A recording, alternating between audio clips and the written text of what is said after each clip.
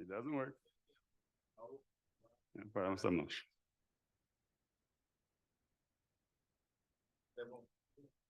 Wait a minute, ça c'est pas nécessaire. Okay, so this session is about strengthening human resources through succession plan. You recognize that we have various ways of developing our human resources, build their capacity, and make sure that they are at the highest level of competency, continuous learning to be able to do the job for which they have been recruited. So the experience I'm going to share with you this afternoon is not traduction.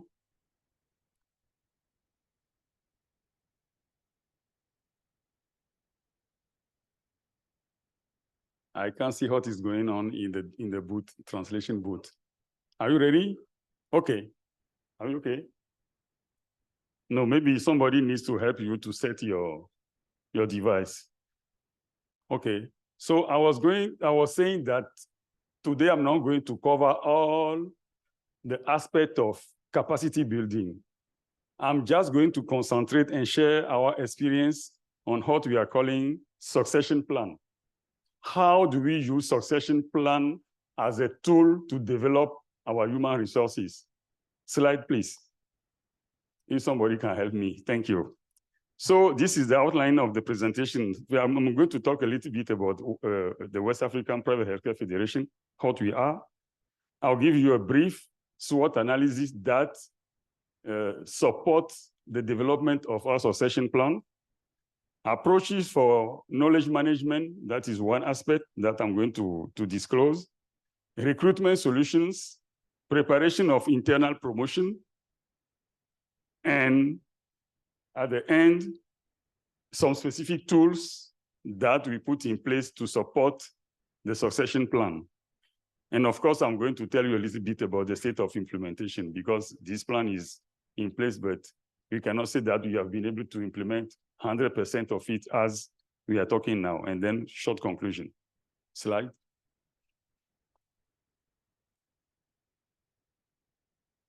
Next slide.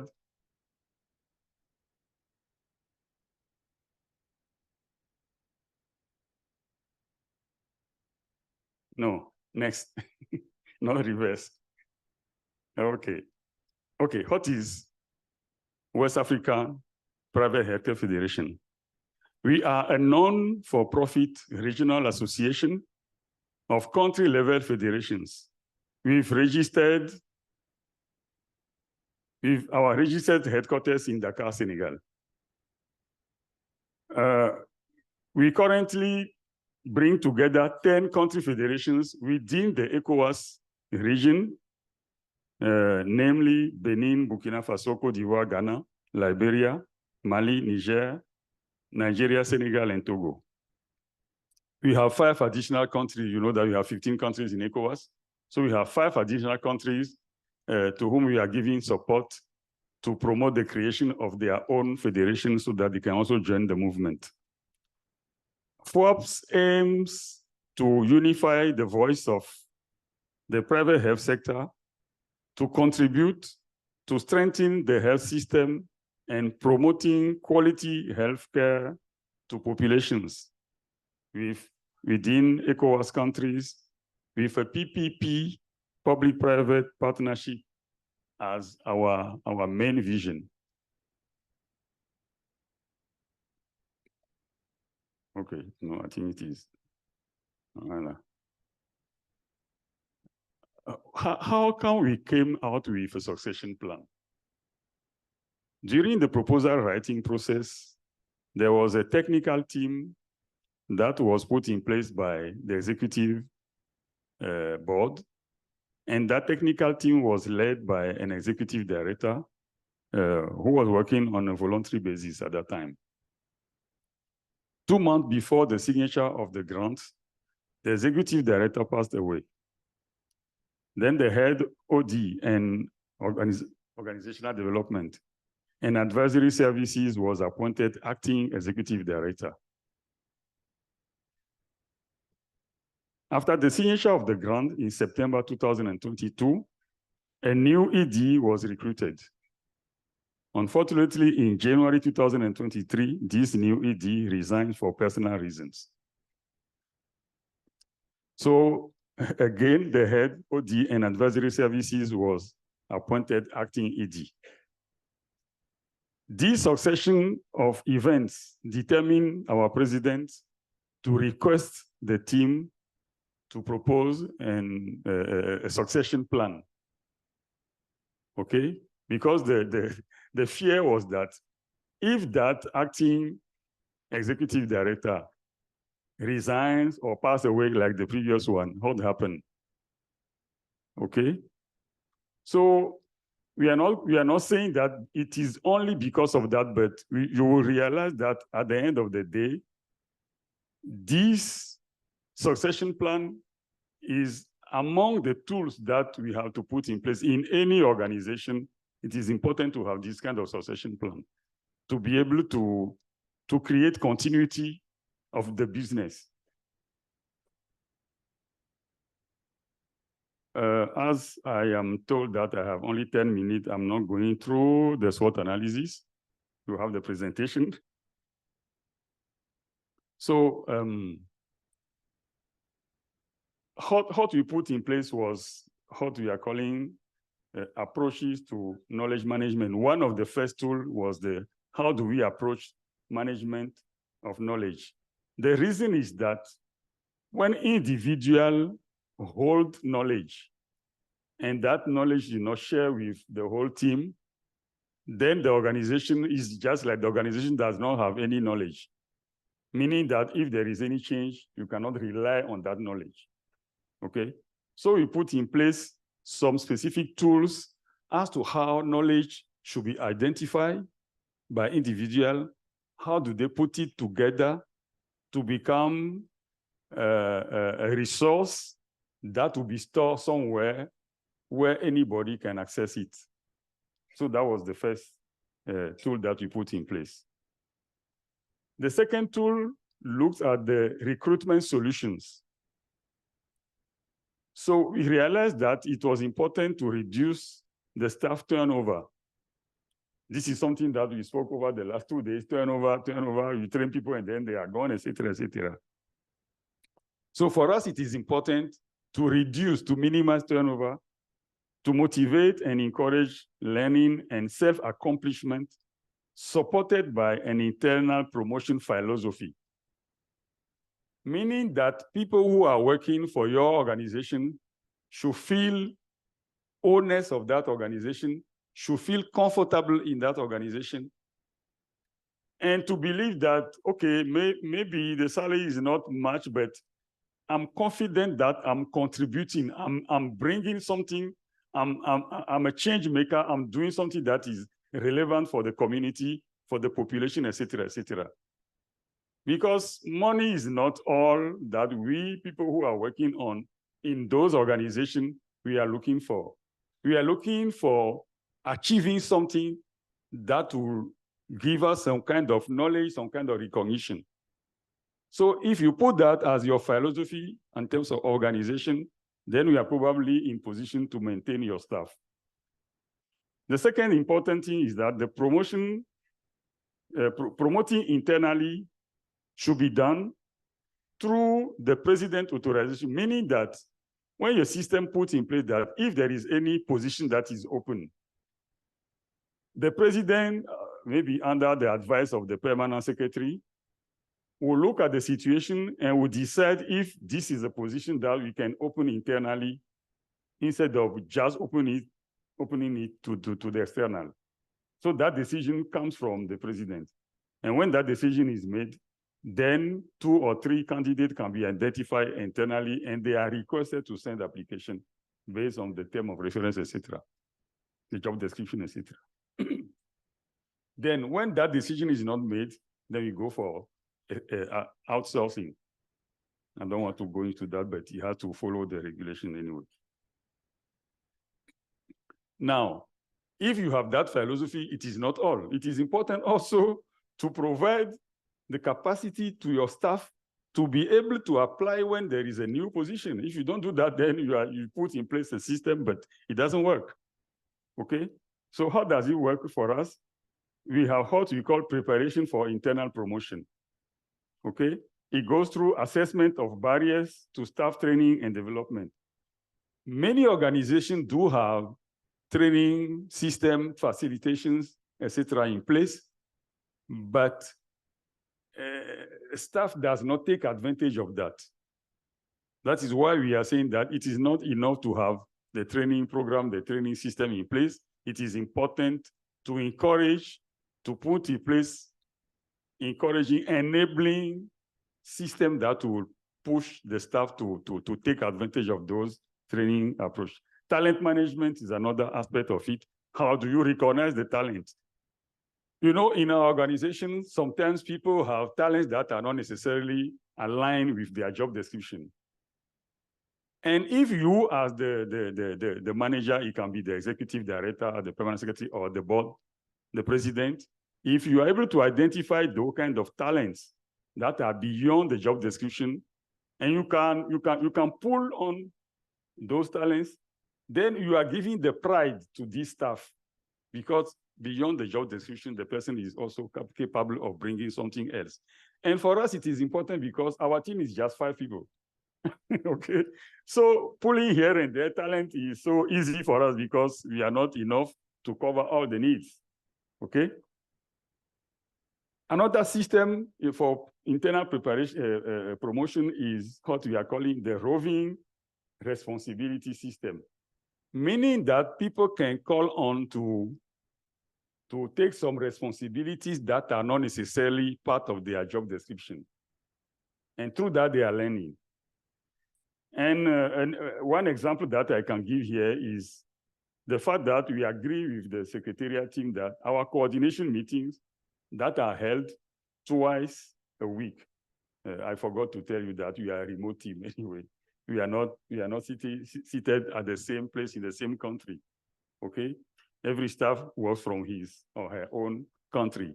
So we have 2 coordination meetings per week. At the beginning, the permanent secretary was leading that meeting, and that is it. Okay, but we reach a point after we adopt this succession plan that we are going to lead the coordination meeting in a roving system. So one staff take care of that for 1 month, and then we move to another staff. Okay, soon I will come back to the achievement. How many? 5 minutes left. Don't worry, I'll get it. Then the last system we put in place in this preparation for internal promotion is what we call the buddy system. I'll go into detail about the buddy system. Yes, that is it. So you see that what we try to show here is let me say the 6. We have 6 positions in this system. The idea is that every staff has 1 right leg and 1 left leg. Another staff on your right, another staff on your left. And you are making sure that everything you do in your job, the 2 people are aware, they can ask questions, you can share experience with them, and so on and so forth. Such a way that if you are not around, whether that person on your right can take care, or the other person on your left can take care. Ultimately, it means that that person as well is having you on her leg and somebody else on her right. And so it is also something that we found very interesting in terms of supporting each other and trying to understand the work that the other person is doing. And of course, for those who knows a little bit about total quality management, you know that this is something that the Deming and others used in Japan after the Second World War. Okay, so we are using it in our buddy system. State of implementation, how many minutes? 2. State of implementation. I must say that on the knowledge management, We haven't started yet because we are still waiting for the website to be in place because the storage will be through the intranet that is also connected with the website. The recruitment solutions is still pending because since we have put in place this succession plan, we haven't been exposed to a situation where we need to make a recruitment to go for an internal recruitment or so. Now, preparation for internal promotion, that is where we have started doing few things. Assessment of barrier to staff training and development is not yet done, let me say, is not yet done formally, but the body system that we have in place help us to know what are the weaknesses here and there, and we are trying to fill the gap as we can, but still we need to have that formal assessment. Talent management is done anytime there is a process to be carried out. So anytime we have something to do, we look at the person who may have the competency. Maybe one short bracket. In our job description, it is always stated that every staff must have a carnet address. You must have a kind of set of relationship that you can rely on to promote what you want to promote. Even if you are individual, you can bring that to as an asset for the institution. The roving responsibility is well applied now. Like I said, our meetings are shared by in a roving system, and the buddy system as well is already implemented. And that is one reason why, for example, with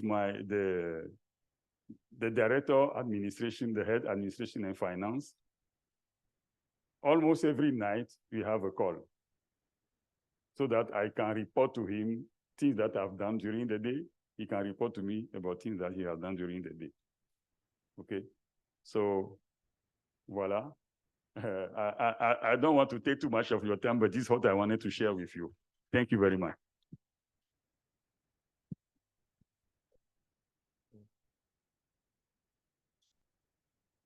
Thank you very much. I think we'll move straight to the next presentation.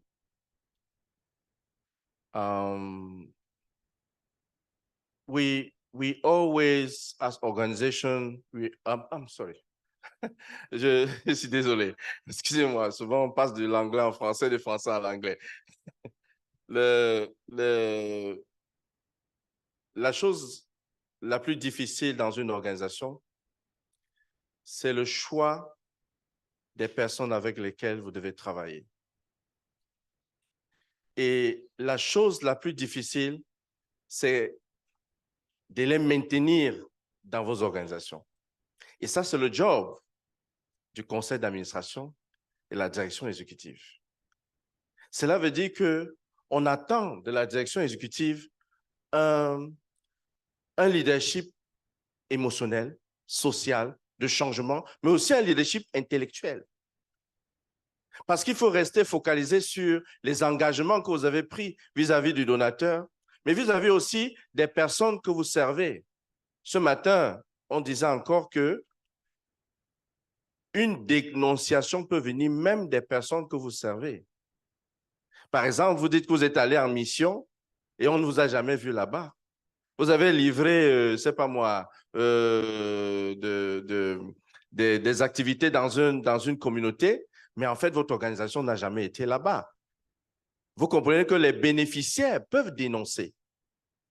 Parce que vous faites confiance aux personnes que vous avez recrutées et ces personnes-là, visiblement, n'arrivent pas à faire le job pour lequel vous les avez engagés. Au cours de cette présentation, next slide. Au cours de cette présentation, nous avons l'ambition de revenir sur certains principes.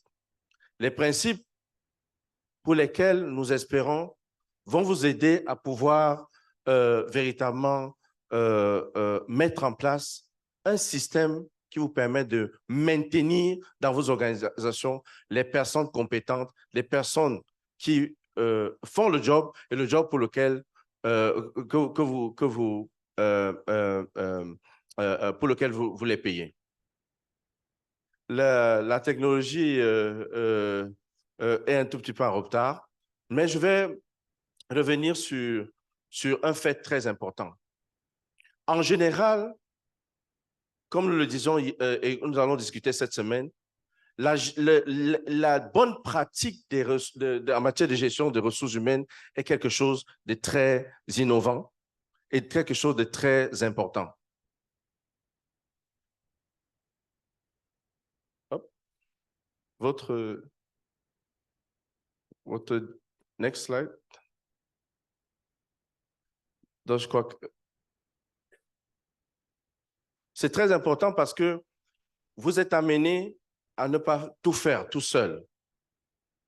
Mais le message fondamental que je voudrais passer ici, can I have je peux voir la diapo, s'il vous plaît, ici? Les choses les plus importantes sur lesquelles je vais revenir, c'est essentiellement que vous prenez des engagements vis-à-vis du donateur. Vous êtes parfois au moment du processus d'engagement avec le donateur, vous êtes en train de chercher les bonnes personnes. Souvent, dans la proposition à soumission à USAID, on vous demande déjà de chercher le chief of party, le chef de projet. Et parfois, on vous demande d'avoir des CV pour la proposition. Cela veut dire qu'une organisation sérieuse devra anticiper ces choses bien avant. Vous devez avoir une base de données de personnes qui, si vous avez un financement, vous pouvez mobiliser. Il ne faut pas attendre le moment de la soumission pour pouvoir le faire. Et ça, c'est le travail de la sous-commission, comme on disait hier sur le conseil d'administration. La sous-commission des ressources humaines du conseil d'administration doit avoir une base de données de personnes qualifiées, des personnes compétentes qui se trouvent dans leur base de données.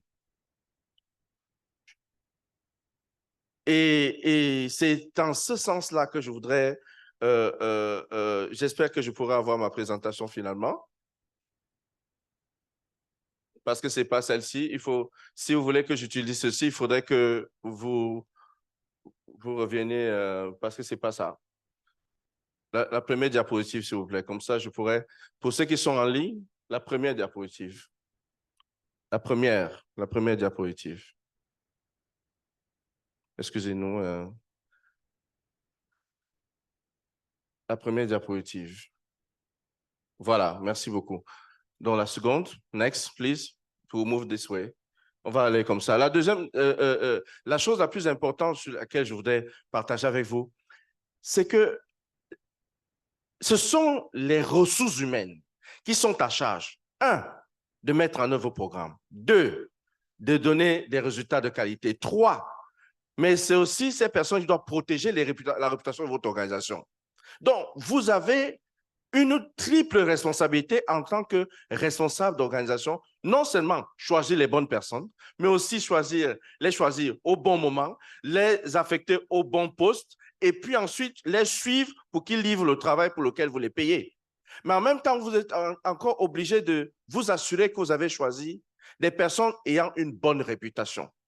Parce que, comme le disait tout à l'heure, si vous engagez quelqu'un qui n'a pas une bonne réputation, ça engage votre organisation. Et puis, pendant que ces personnes sont là et que vous les avez déjà formées, il faut aussi les maintenir dans votre organisation. Maintenant, je sais que le débat va revenir. Comment le faire? À la fin de cette session, j'espère avoir répondu à cette préoccupation. Donc, ce sont les personnes qui font l'organisation.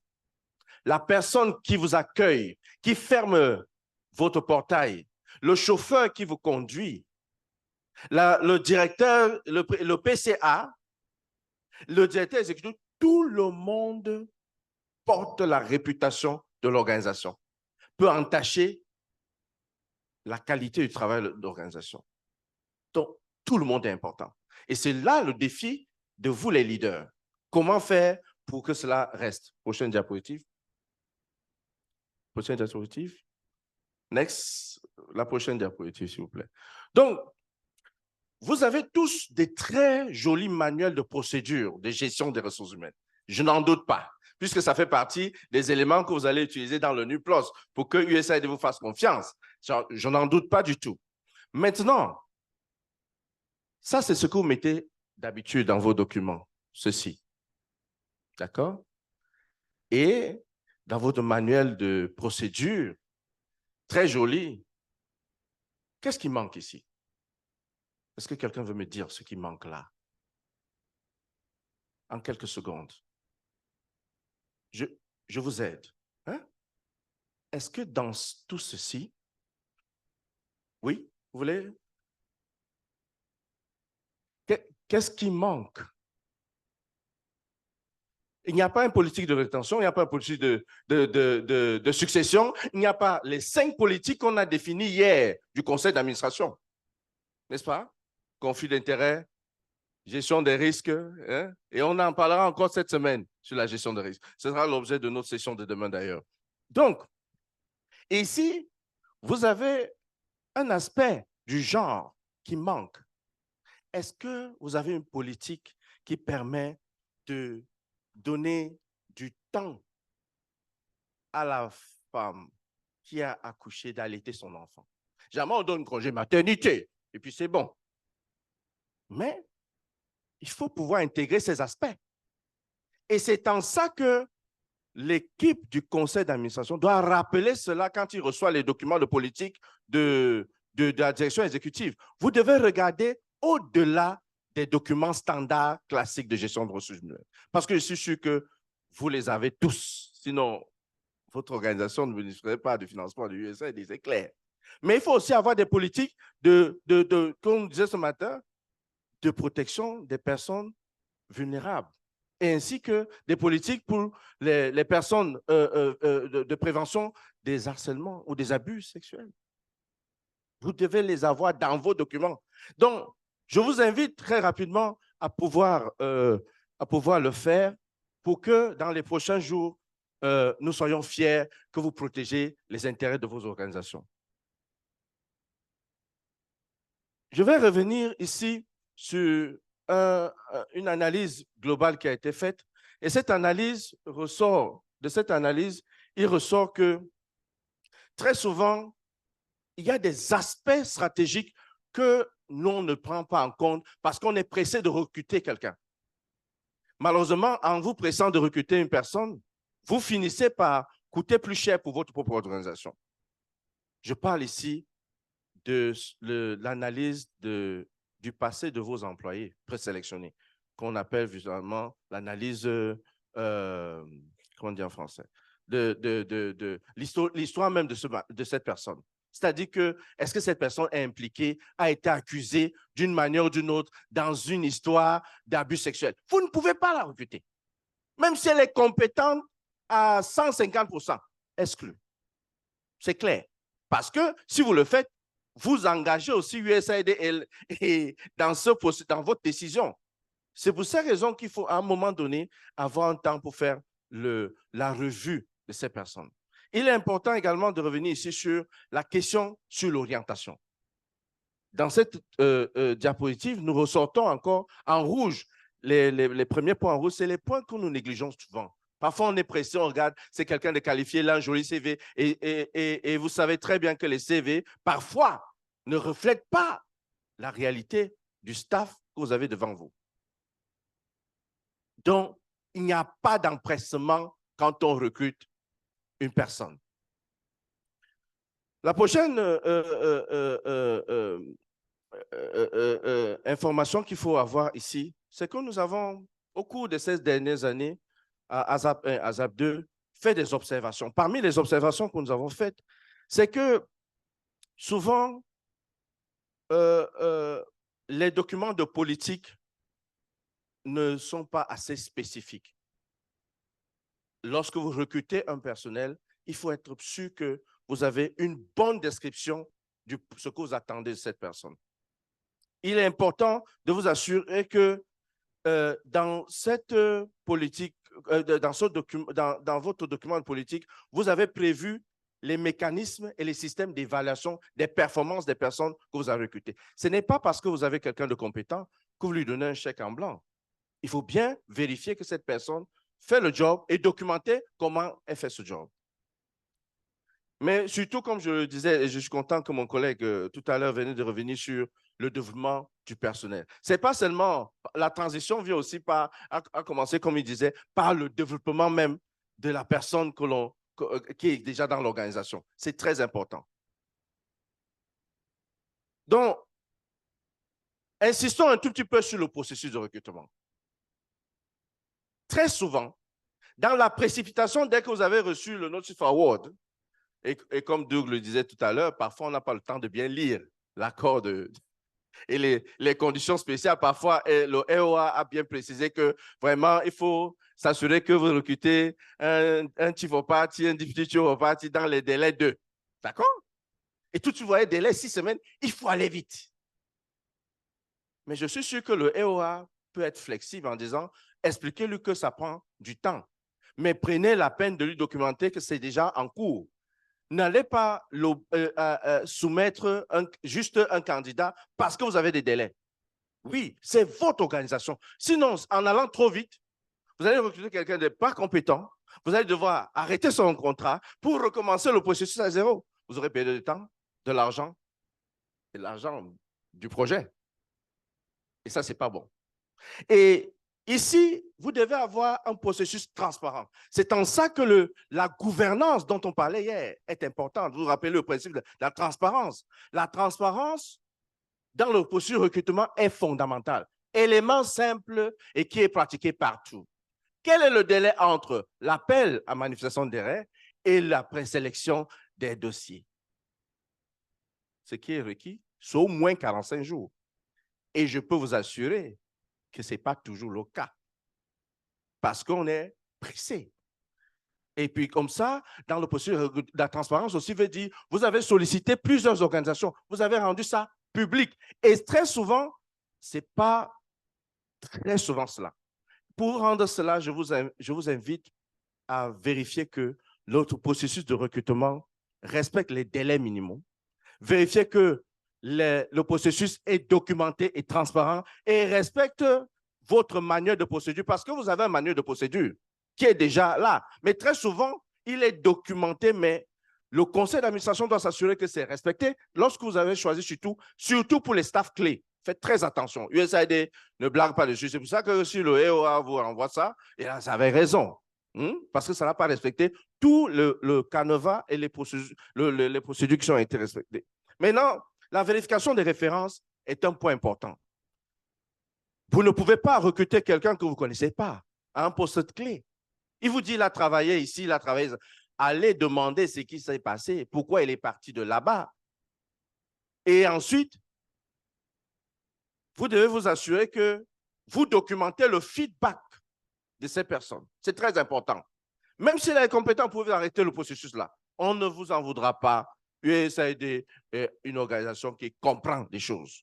Si vous avez trouvé un défi, documentez cela et arrêtez. Vous recommencez, ce n'est pas un problème. Généralement, on recommence avec un second. C'est pour ça qu'on fait une shortlist, il faut avoir 3 candidats. D'accord? Mais il faut s'assurer que dans le cadre de votre processus, ne vous limitez pas à des CV copier-coller. À ça, c'est très régulier.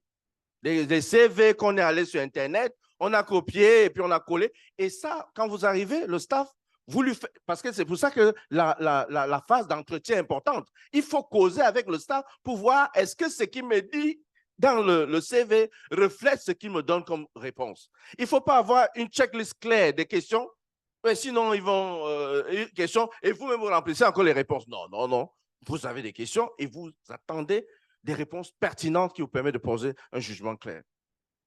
Et enfin, vérifiez que la loi est respectée. Dans les pays francophones, il y a ce qu'on appelle le bulletin numéro 3. Le bulletin numéro 3 dans les pays francophones est très bien connu. C'est-à-dire qu'en fait, pour savoir si la personne a fait la prison et pour quelle raison elle a fait la prison.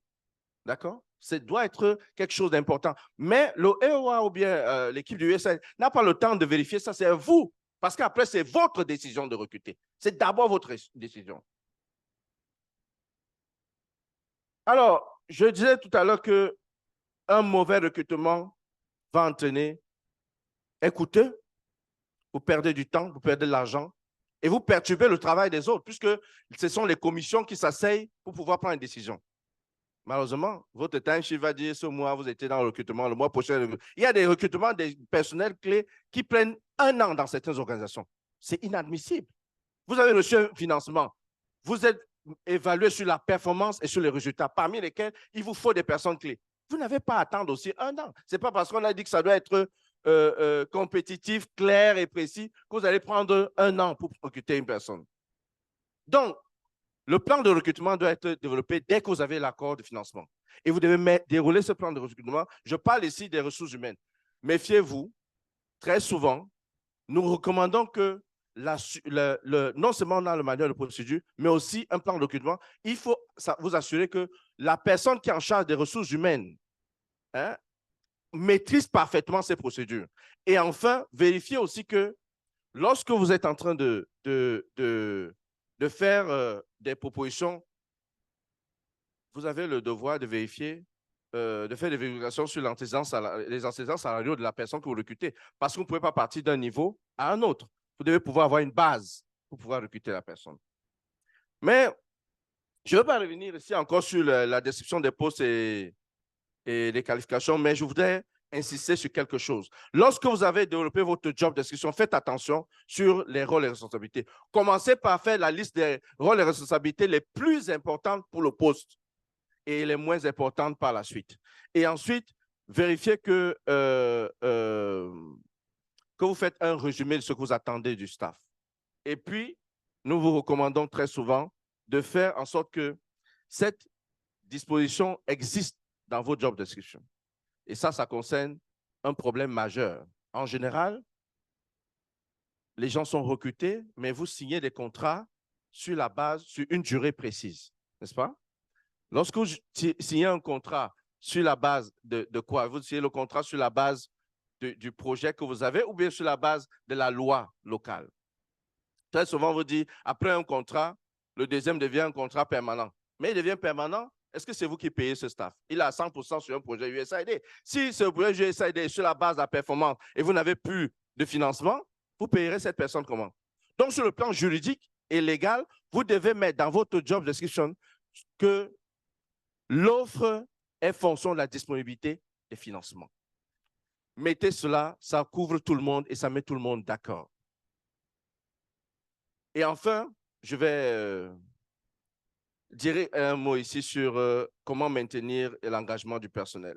Je vais juste dire ceci à titre, vraiment, les staffs qui sont sous vous regardent.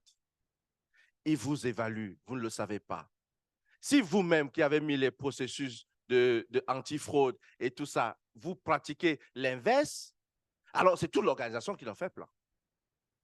Donc, vous êtes l'exemple même de chacun de vos staffs. Parce que vous êtes le miroir de l'organisation. Et ça ne va pas seulement au niveau de l'équipe exécutive, ça va jusqu'au niveau du conseil d'administration. C'est en ça que je disais encore hier dans l'autre session sur la responsabilité.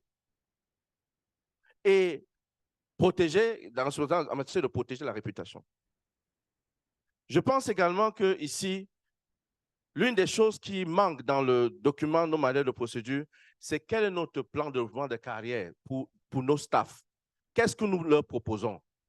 Qu'est-ce que nous proposons au staff concrètement? Combien d'organisations demandent à chaque staff, avant la fin de l'année, tu dois aller dans le site ci pour faire cette certification? Parce qu'ils viennent avec des niveaux 1, il faut qu'ils aient un niveau 2. Ça fait partie de la promotion du staff. Ça leur permet de rester motivés.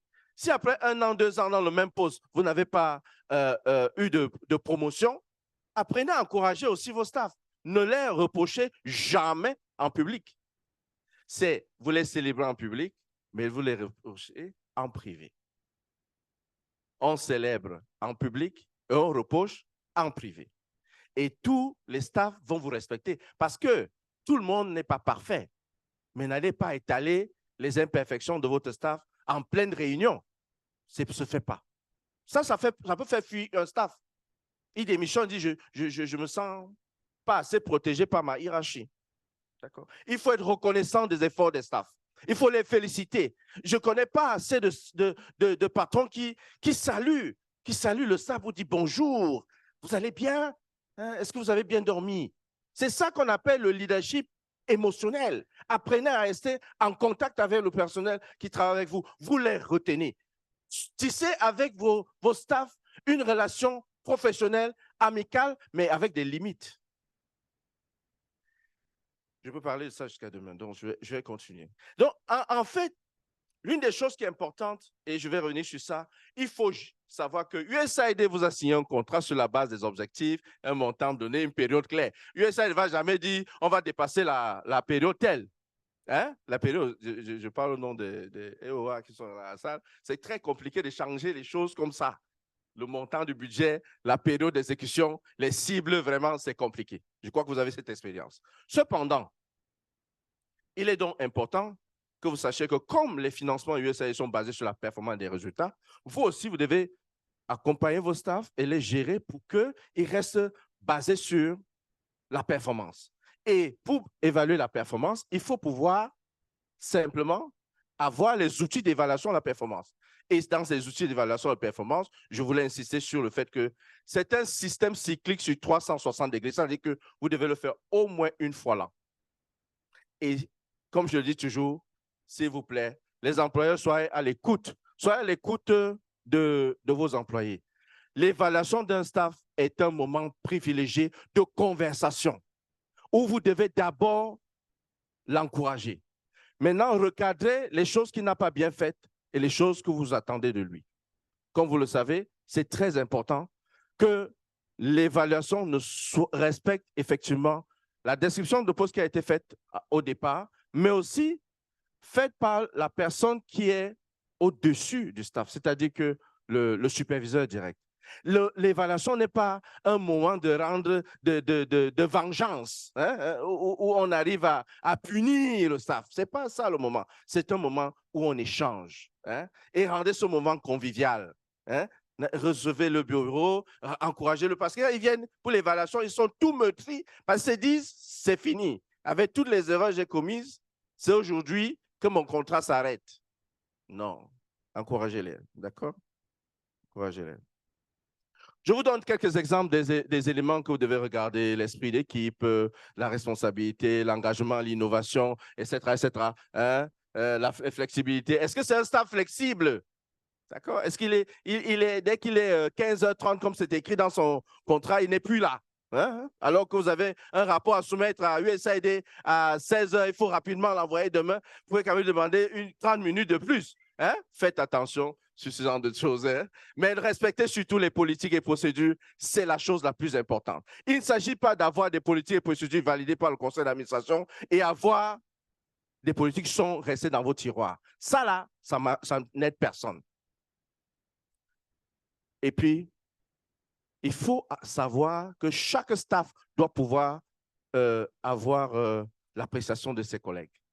Un staff qui n'est pas apprécié de ses collègues, posez-vous des questions. Ça fait partie de son évaluation. Ce n'est pas seulement sur le job description qu'il faut rester, OK?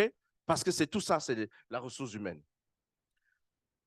Je vais juste dire ici que vous devez, comme disait mon collègue tout à l'heure, il faut donner l'opportunité aux personnes qui travaillent avec vous de pouvoir se former. Et cette citation que j'aime bien, où les gens disent comment faire pour retenir les staffs, on dit, il faut bien former les gens pour qu'ils puissent partir. Mais bien les traiter, et les traiter suffisamment pour qu'ils n'aient pas envie de partir après leur formation. Vous voyez la nuance? Il faut bien les former pour qu'ils soient prêts à partir. Mais il faut bien les traiter. Il faut bien les traiter et les traiter suffisamment. Donc, on attend des chefs de l'attention. Ne soyez pas des chefs calés dans des bureaux qui ne peuvent pas collaborer avec leurs collaborateurs. OK? Donc, je vais laisser... Oui, très important. Très souvent, vous avez dans vos organisations des documents de politique. Hier, on parlait encore du politique, le code de conduite. Il faut que les staffs, quand vous les recrutez, signent qu'ils ont lu et s'y engagent. D'accord? Et aussi le formulaire des déclarations de confidentialité, parce que ce sont les documents de votre projet.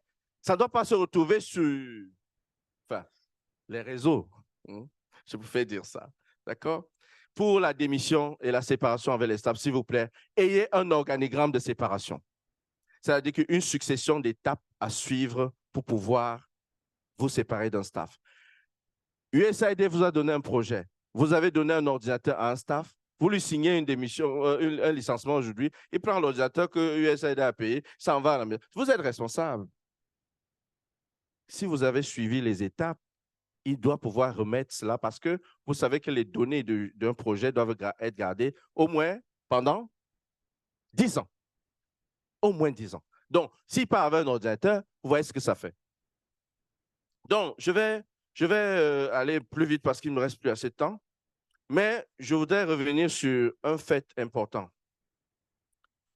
Il faut faire attention sur les procédures légales de séparation. Il faut que le soit bien tout couvert pour éviter cela. D'accord? Et l'une des étapes, l'une des choses que je vous conseille de faire, c'est que le licenciement avec effet immédiat ne peut s'appliquer qu'en cas de faute lourde. Ne licenciez pas vos staffs, surtout les staffs clés, sur le coup de la colère ou parce qu'il faut que vous ayez l'évidence. Sinon, vous passez d'abord par toutes ces étapes qui sont citées et surtout, documentez cela. C'est votre responsabilité de protéger vos staffs, de les assurer, de protéger leur sécurité. Et ici, je reviens sur la santé mentale, s'il vous plaît. C'est un aspect qu'on oublie beaucoup. La santé mentale, sur le fait le stress, vous pouvez craquer. Vous devez protéger, vous devez avoir les signes et symptômes de cette santé mentale. Je voudrais juste revenir rapidement sur les indemnités et les rémunérations sociales. Pour que vous deveniez attractif et maintenir vos staffs, il faut aussi leur donner quelques avantages, que vos contrats soient un peu compétitifs. Mais pour cela, nous avons fait, dans le cas d'ASAP, une analyse globale qu'on appelle l'enquête salariale. Et puis, on s'est rendu compte que, en général, les staffs ne font pas il se trouve que un nombre important des staffs sont payés en dehors du 25e percentile par rapport aux autres organisations internationales. Et ça, ce n'est pas attractif. Vous devez pouvoir faire au minimum, et ça, je vous le recommande, vous devez faire au minimum une évaluation salariale par an et puis faire une mise à jour de votre grille salariale. Ça vous permettra d'être compétitif. Pour cela, il est important que cela soit documenté parce que c'est un outil de plaidoyer auprès de USAID. Sans cela, vous ne pouvez pas négocier. D'accord? Donc, je vais revenir simplement pour dire que les étapes clés, tout ce que j'ai cité tout à l'heure, vont faire l'objet de votre lecture personnelle. Et nous sommes encore disponibles aujourd'hui, cet après-midi, pour continuer à donner les détails. Mais sur cette diapositive, je vous invite à utiliser ces outils référentiels qui sont standardisés pour que vous les adaptez dans vos organisations en termes de formulaires de vérification des références, en termes de modèles de contrat de travail. Pour ceux qui n'en ont pas, hein, inspirez-vous de ceci pour pouvoir le faire. Vu le temps qui nous reste, nous allons devoir nous arrêter pour le moment et donner la possibilité aux uns aux autres de poser quelques questions et pouvoir passer à l'autre session qui passera juste après.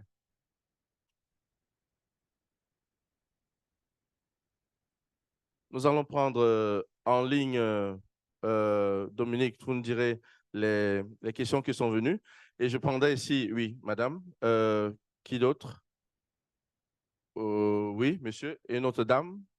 C'est une autre dame, oui. Un autre monsieur? Oui, d'accord. Allez-y au micro, s'il vous plaît. Docteur Bikouti, vous participerez avec mon collègue aux réponses. Je ne répondrai pas tout seul. Nous sommes tous les trois. D'accord. Thank you. Thank you again for another great presentation. I was in your governance one yesterday, so thank you. 2 questions for you. I'm Tamara Cox. I'm with USAID, the headquarters office. How important, or do you think it's important to have an exit interview when your staff is leaving? Mhm. And then secondly, how important do you feel that your interview panel, how diverse should it be when you're actually selecting someone? Can you talk a little bit about that? Thank you. OK. Vous, vous pouvez, après, c'est... Allez au micro. Okay, thank you, sir. I joined my colleagues, so thank you. My two comments. The first one is on internal promotion, which of course you mentioned some of the benefits of it, but also I think it may rob organizations of, it may lead to inbreeding, genetic inbreeding, and the organization may lose on.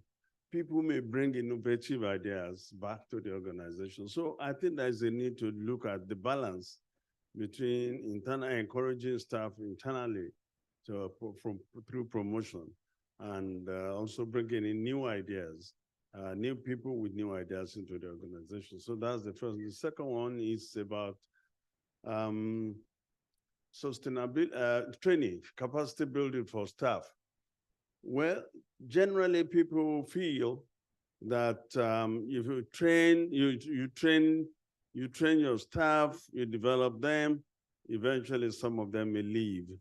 I mean, but I think that should be the least of our thoughts. I think it should be develop the capacity of that individual to benefit you. And if it doesn't benefit you, but benefits another organization, you are still contributing to societal development. But I think those who have, I mean, if you take Nigeria, for instance, now, people are moving out into Canada, to US, and all of those people. Some of them are people who have been given staff development opportunities, especially in the universities.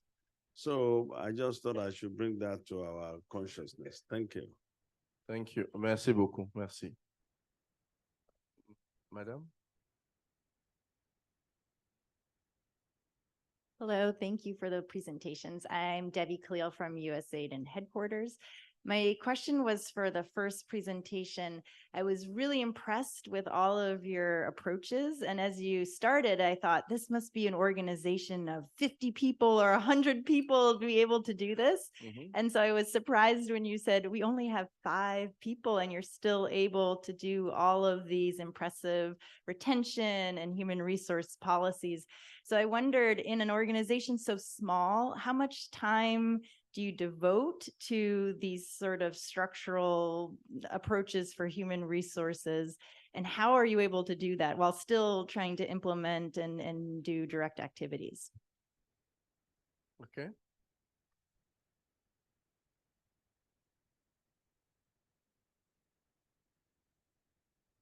Je vous remercie pour la présentation.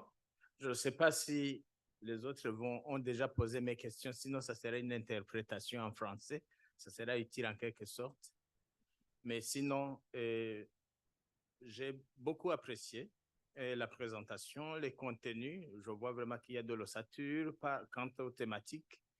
Mais la question que je me pose, ces outils-là ne seraient-ils pas utiles pour les entreprises économiques et sociales que pour les organisations de la société civile? Parce que la plupart des fois, les financements qui sont acquis, c'est pour 2, 3, 4 ans. Et vous, de vouloir stabiliser le personnel et le garder, alors que vous lui donnez un contrat d'une année renouvelable, ça me paraît invraisemblable et illogique. Et ça, c'est la première problématique. La deuxième, ces outils que j'ai vus, c'est en faveur des organisations que nous gérons. Mais il y a moins de l'intérêt de l'agent. Alors que harmonieusement, il faudrait entretenir une relation de gagnant-gagnant et non pas de donnant-donnant en principe. Alors, je pense qu'à travers les plans stratégiques, il faudrait que les appuis apportés par USAID, qu'on pense beaucoup plus à la durabilité de l'intervention, mais aussi au développement organisationnel. Si nous avons un plan stratégique qui prévoit que nous devons, par exemple, acquérir des infrastructures propres pour le travail, on comprend que cette organisation ne disparaîtra pas. Ou on comprend qu'au-delà du projet dans lequel nous travaillons, il y aura un autre. Mais penser durabilité, penser stabiliser le personnel, il faut d'abord être stable. La plupart des fois, on donne des financements pour des activités juste pour des résultats de terrain orientés population, mais on pense rarement au développement organisationnel qui comprend aussi les infrastructures de travail, mais aussi un personnel clé qui garde la culture de l'organisation. Or, personne, même le directeur exécutif, Merci. n'a aucune garantie pour Merci. penser à la durabilité. C'est Merci ça la beaucoup. problématique. Merci beaucoup. Merci beaucoup. Ouais, je voudrais demander aux personnes qui posent des questions d'être très précis. On n'a pas assez de temps. On a encore des questions en ligne qui sont arrivées. Nous avons également autre chose. Donc, s'il vous plaît. OK. Merci beaucoup. Merci pour la présentation. Je suis Cheikh Amala Sidibé et je viens du Mali. Voilà. Moi, peut-être juste avant de poser ma question, j'ai été un peu interpellé par comment dire encore, la réaction de mon collègue qui vient de me précéder tout de suite. Je pense que la première question qu'il vous a posée tout de suite, lui-même, il a répondu sans se rendre compte dans son deuxième intervention. Nous, étant organisation de la société civile, nous avons vraiment besoin de ces outils-là pour pouvoir se développer et donner, comment dirais-je encore, une certaine logique de nos interventions et continuer à intervenir pour le bien-être des communautés pour lesquelles nous travaillons. Ça, c'était juste peut-être pour, avec votre permission, monsieur. Voilà. Donc, ma question, c'est concernant par rapport à la politique de grille salariale qui doit être actualisée. Moi, je suis d'accord avec ça, mais ça, ce document va nous servir à quoi si l'USAID ou tous les autres partenaires viennent avec des coûts fixes? Nous avons prévu tant pour les salaires et ils vont au-delà de ça, ils vont surtout comme nous, les petites organisations, ils vont nous dire peut-être nous avons, comment dirais-je encore, nous avons prévu telle somme pour les postes de directeur, telle somme pour les chefs. Ça va nous servir à quoi? Ça, c'est la première des choses. La deuxième chose, comme vous faites un travail d'accompagnement des partenaires de l'USAID, ça, c'est peut-être comment dirais-je, un discours de plaidoyer. Est-ce qu'il serait possible vraiment que l'USAID accepte à travers ses partenaires, surtout ses sous-bénéficiaires, de pouvoir commencer réellement le processus a commencé, je pense, avec la subvention que nous venons de signer tout de suite. Il y a un petit forfait qui va être utilisé comme comment on appelle encore, l'argent qui vient directement, dont l'organisation est bénéficiaire et peut le gérer et justifier après. Voilà. Pour les coûts indirects. Voilà. D'accord. Voilà. Est-ce qu'il n'est pas important que vous puissiez nous aider à faire ce plaidoyer, surtout pour les jeunes organisations, d'avoir ces fonds-là pour pouvoir se développer? Merci. D'accord. Je vais, avec votre permission, on sait que le débat, comme je disais, on va prendre d'abord un tour de questions. Et ensuite, on reviendra vers vous et, assez rapidement. Je reviens vers vous pour les autres questions. Je sais qu'il y a des gens qui veulent intervenir. Il y a aussi des gens en ligne qui posent des questions.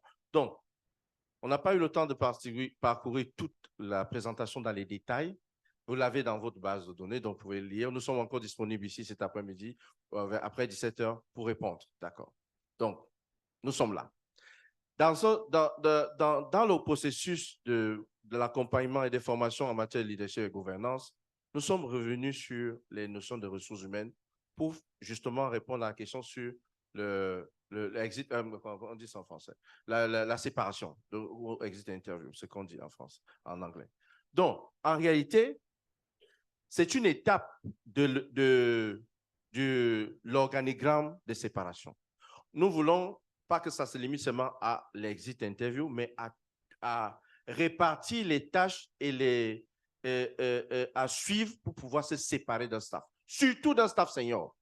Parce que ce que nous observons, c'est parfois des décisions prises qui peuvent avoir un impact sur la réputation de l'organisation ou encore qui exposent l'organisation à des poursuites.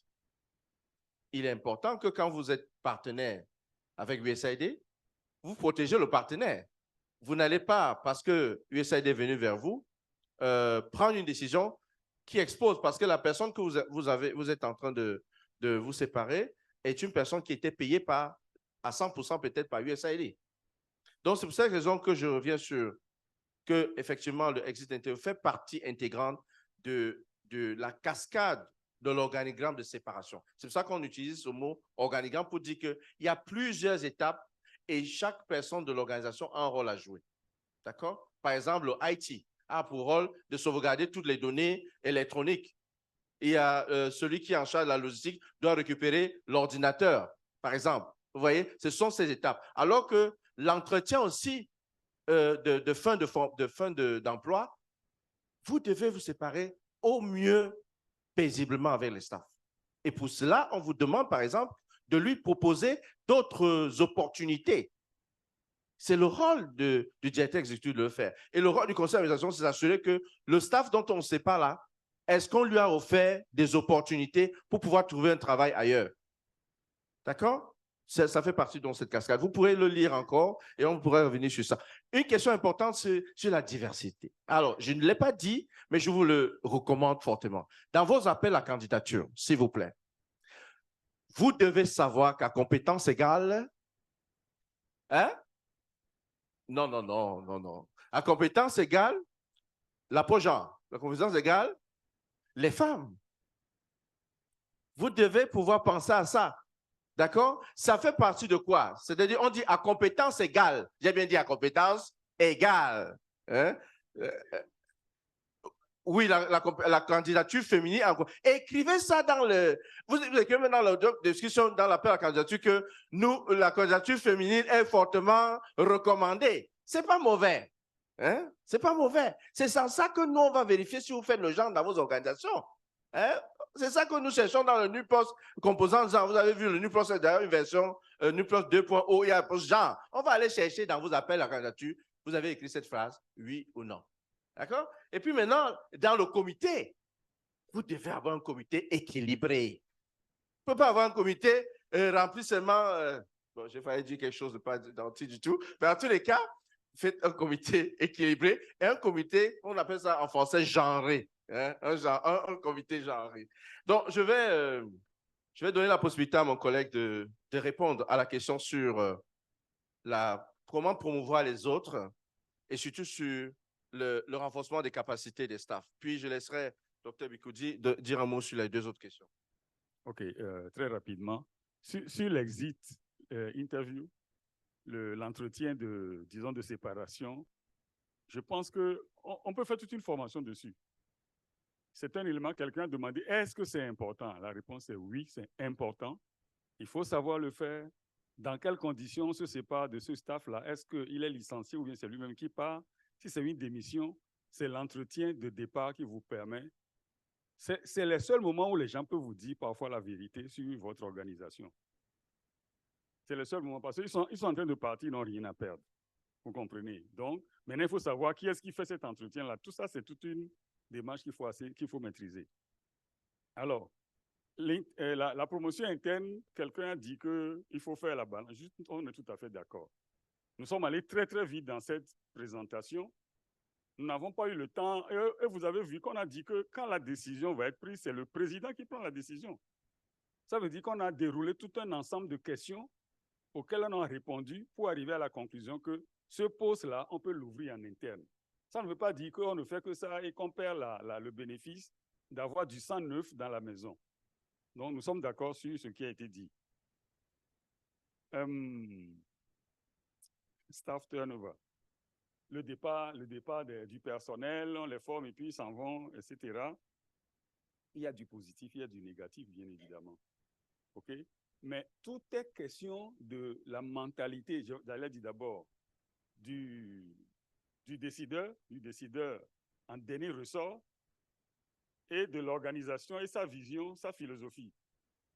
OK? Il y a des patrons qui n'aiment pas qu'on les quitte. Bon, c'est leur mentalité.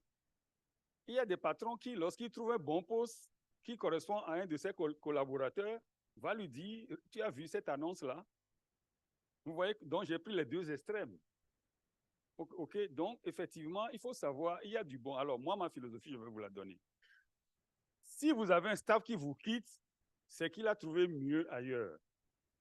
On est d'accord? C'est que la structure dans laquelle il va a peut-être quelque chose de mieux que votre structure. Je considère ce staff qui s'en va comme mon ambassadeur dans cette structure-là. Peut-être que demain, il me donnera du travail. C'est aussi simple. Non, je ne vais pas pleurnicher parce qu'un staff m'a quitté.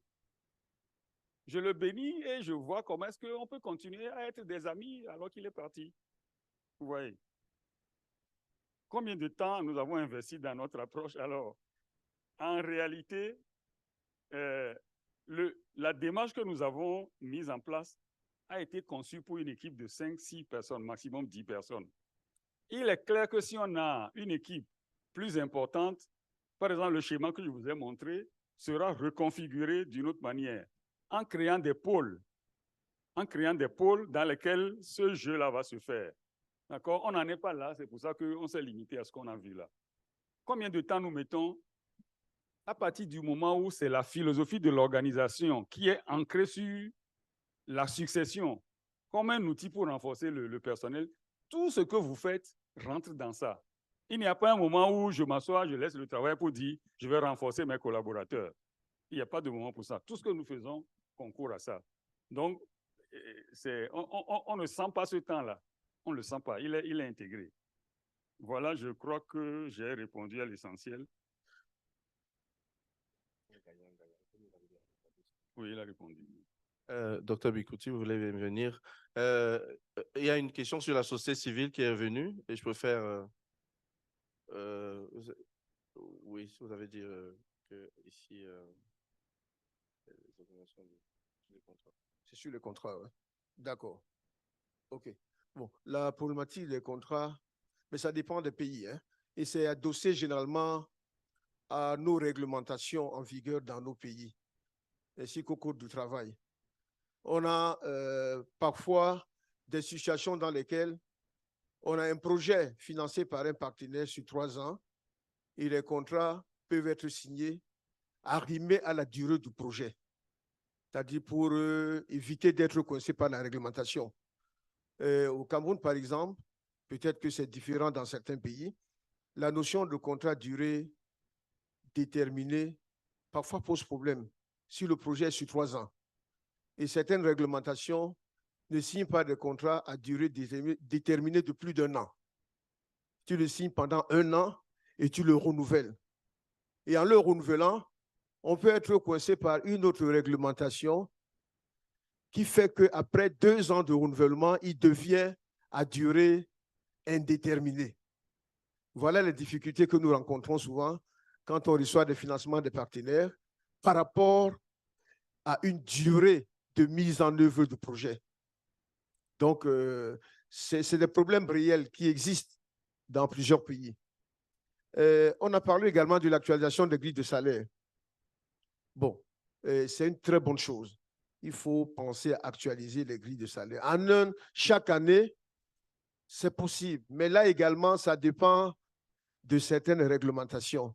Il y a dans certains pays, on actualise après 3 ans dans le privé. Ailleurs, on actualise après 2 ans. Mais c'est quelque chose qui doit être inscrit dans la politique interne de la structure. Voilà ce que je peux donner comme réponse. Moi, c'est Dr Bikouti, Joseph Marie. Je viens du Cameroun. Je suis l'administrateur d'une structure qu'on appelle Fonds régional pour la promotion de la santé du littoral. c'est-à-dire une structure qui met en œuvre des activités de promotion de la santé avec des partenaires. On a 3 parties, l'État, qui est représenté par le ministère de la Santé publique. On a les communautés bénéficiaires de soins, ainsi que des partenaires techniques et financiers qui sont nombreux. La Banque mondiale, la KfW, la GIZ, j'en passe. Et l'USAID qui nous accompagne dans la mise en œuvre d'un important projet, le projet Isaac, à Douala, dans le littoral, de manière directe depuis 1 an, de manière indirecte depuis plusieurs années. Merci beaucoup, Dr. Bikouti. Nous allons juste revenir sur la question de grille salariale. Est-ce que c'est utile ou pas? Est-ce que c'est à quoi c'est utile? Je voudrais juste interpeller les présidents de conseil d'administration et les directeurs exécutifs. Pour aller en négociation, il faut avoir l'évidence de ce que vous dites. Vous y allez les mains vides, vous ne pouvez pas prouver ce que vous dites. Il faut qu'on vous ayez l'évidence, parce que c'est votre organisation, mais il faut quand même que vous ayez l'évidence de ce que vous dites. Si vous dites que ce salaire est peu par rapport à ceci, il faut que vous ayez fait une comparaison. Et pour faire ça, il faut faire l'analyse que l'on vous demande tous les 2 ans, que l'on vous recommande tous les 2 ans. Je vais reformuler comme ça. On va passer, il y a des gens, permettez, s'il vous plaît. Oui, Dominique, s'il te plaît. Et puis, est-ce qu'il y a des gens aussi, tu profites, il y a des gens qui ont posé des questions en ligne avant de prendre les dernières questions. Okay, thank you very much. I think there is a question online which talks about the eligibility of the training of staff. I think I could just go ahead and respond. It is good that it is an eligible cost to train staff, but let's not forget that when we are looking at the cost principles, admissibility of whether allowability of costs depends on if that cost was actually budgeted for. And then meanwhile, there are avenues that we can get training needs, especially through the evaluation cycle, during which we can be able to identify the specific needs of the staff and then put them together in a training plan, and then that is implemented gradually. Okay, I would also like to intervene on the composition of the recruitment team. I think there was a question on that, the composition. I think recruiting, putting together a recruitment team is also very, very important. But now, who are the members of the recruitment team? It is normally supposed to be the HR, the recruiting manager, and perhaps at least one other staff. At least there should be at least 3 people within the recruitment team. And why not 5? Let's avoid a situation where we have even numbers. But the most important thing is we have a better system in place which regulates how the recruitment will be conducted. And most especially, members of the recruitment team need to sign a conflict of interest, declare conflict of interest, because they could be part of a recruitment panel. Meanwhile, the candidates, they might have some relationships with these candidates. So they need to declare such that they could also appreciate if they could continue in the recruitment process, or they are taken out and other members could be brought in, such that at the end of the day, somebody who goes through the recruitment process, goes through the documents, will be able to see that the decision taken was quite objective and transparent, and not that it was biased because somebody within the selection team had a candidate within the candidate, had a relationship with the candidates. Yes? Oui, je voudrais revenir sur cet aspect extrêmement sensible. Déclarer un conflit d'intérêt n'est pas mauvais. Vous avez le droit de le déclarer. Dites, j'ai un conflit d'intérêt, et puis quittez le processus. Vous n'avez pas le droit d'empêcher un candidat de compétir. C'est equal competition, c'est pas ça. Laissez-le compétir. Mais le fait de cacher une information et qui est découverte après discrédite toute l'organisation et tout le processus. Voilà pourquoi on vous encourage à le faire. Je vais, est-ce qu'il y a des gens, oui, tout à l'heure. Il y a d'abord une personne avant vous. Voilà, les 4 personnes là vont intervenir. S'il vous plaît, soyez très bref parce qu'on a dépassé le temps. On va commencer avec vous, puis derrière vous et la dame, un peu genre. D'abord vous, et puis madame, et puis monsieur, voilà.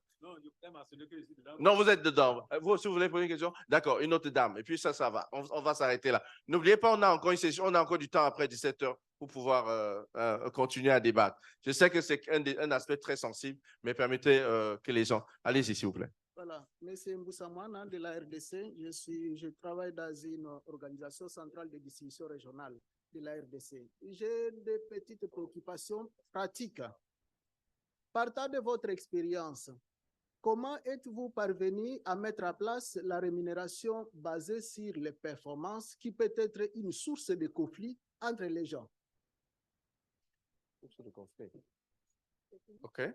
Ça, c'est la première préoccupation. La deuxième préoccupation, quelle est la bonne pratique que vous êtes parvenu à mettre en place pour les agents que vous formez après une longue durée, mais qui ne parviennent pas à rester au sein de l'organisation? Une année après, ils se disent, nous devons partir. Qu'est-ce que vous avez pu mettre en place comme contrainte pour les contraindre à rester au sein de l'organisation? OK. Quelqu'un d'autre? S'il Yeah. vous plaît, les panélistes, vous prenez les questions. S'il vous plaît. Yeah, thank you for the enriching presentation. I just have this concern. The first one has to do with, you have given the procedure of separation, but we have had that before, not one, at least twice, of people who want to go and they inform you today and they're talking about going tomorrow or going next week. And, they're not giving you but as for handing over all that is, they know what is to be handed over. I'm just asking, is it within the system of USAID to take that to law? Because it is a breach of the law of employment. Yes. They have to give they have to give me notification. They see they are going and believing that, well, we will just manage the thing and it will pass. I think enough is enough. Then secondly, we have to, for me, as I say, enough is enough. For me, I'll go take the bull by the horn. Then secondly, we have a two-system in one establishment. We are, sorry, I forgot to introduce myself. I am Jervis Kebe-Ikewi, Monsignor Jervis in the Catholic Church. I am the secretary of the National Episcopal Conference of Cameroon, the conference of all the Catholic bishops in Cameroon. So I represent them here, but then we are running the Cosmo project, which is an HIV project. Before this project we actually won as a prime. This project has come into a system that existed before with their own salary scales. So we are running two systems. For the projects, we cannot succumb to the old system, but then the old system cannot be brought up because the means and the finances and resources are not there. So you see, we have a problem of some kind of denunciations that are based on gossip. So, you get some of the things that will look like whistleblowing, but they are meant to hurt the project. How do we manage that too? Thank you. Okay, thank you. I'll give, Madam, please. I will just give you 1 second. Madam first. Merci. Ginger has to do with age also. Je suis Madame Traoré Salamatou du Niger. C'est une ONG de santé de la reproduction pour une maternité sans risque. Ma question, c'est par rapport à la sécurisation des employés. Nous savons que souvent les salaires, on dit souvent, j'ai dit, certains à aller là où ils peuvent avoir mieux. Mais par rapport à la sécurisation de ces employés, les formations continuent. Comment pouvons-nous gérer, compte tenu de la, pas modicité, mais la faiblesse du taux des salaires, pour pouvoir gérer la carrière de ces employés? C'est deux choses très difficiles. On dit ici, ils ont 20%. Parfois, on dit le 50% du salaire de tel partenaire. Alors, vous voyez ce que ça crée comme difficulté au sein de la gestion. Merci. Merci. Oui, madame. Oui. Je ne sais pas si celui qui était là avant, madame, a pris mes préoccupations en compte, puisque je ne comprends pas anglais, pardon, j'ai oublié mais je vais poser quand même. OK. Bon, déjà, moi, je voulais juste dire que souvent, comment? Oh, pardon, je l'ai tellement fait vite. Je suis Josiane de la Côte d'Ivoire. Mon organisation s'appelle Bleti, une organisation identitaire. Alors, je voulais juste dire que souvent, les procédures, quand on collabore avec USAID pour la première fois au début, les procédures nous paraissent trop compliquées. Trop compliquées. Et c'est en cela que je félicite le fait qu'il y ait des structures comme ASAP pour accompagner les partenaires afin de maîtriser les procédures. Je dis ça pourquoi? Parce qu'au début, ça nous a beaucoup fatigués. Parce qu'on voulait tellement comprendre, pratiquer les procédures que finalement, on faisait mal. Pourquoi? Parce que les procédures, en réalité, sont flexibles. On peut négocier les situations, je veux dire, voilà, telles que déclarer, par exemple, un conflit d'intérêts. Au départ, on pensait que quand il y a un conflit d'intérêts, il n'y a rien à faire, la procédure peut-être s'arrête là, alors qu'on peut déclarer ça pour avancer. Donc ça, vraiment, c'était une clarification que je voulais faire. La dernière chose que je voulais dire, c'est que je suis restée un peu sur ma faim par rapport aux solutions apportées quant à la valorisation du personnel. Vraiment, ce n'est pas pour me vanter, mais au niveau de Bleti, je peux dire que quant à tout ce qui est social, on fait quand même des efforts. Que ce soit dans le malheur, dans le bonheur, tout ça, on a développé des politiques pour accompagner le personnel. Mais au-delà de tout ça, c'est la rémunération. Tu vas tout faire, mais c'est la rémunération parce que le personnel regarde à côté. Il voit comment là-bas, ils sont traités sur le plan salarial et tout. Mais chez nous, c'est compliqué parce que, bon, merci donc beaucoup. on ne sait pas, voilà. Merci beaucoup. On se Merci. comprend. On va la dernière intervenant, et puis soyez aussi bref que possible parce que vous dites, on est très loin du calendrier. Ici, c'est Dr Balogun et je viens du Bénin. Moi, je suis à la tête d'une organisation qui gère environ 300 agents. Mais j'ai un problème pratique ces derniers temps. Il y a un membre important de mon dispositif a fait un plaidoyer pour pouvoir bénéficier d'une formation. Il est allé à la formation, à peine rentré, je reçois un mail d'une institution qui me demande que j'ai été cité comme référence dans le dossier de telle personne et il a fini l'entretien et qu'il veut partir. Qu'est-ce qu'il doit faire? Je voudrais que vous me conseilliez par rapport à ça. Alors, permettez, s'il vous plaît, permettez que, avec votre permission, je vous donne rendez-vous à 17h. Et toutes les réponses, vous les aurez. Merci beaucoup.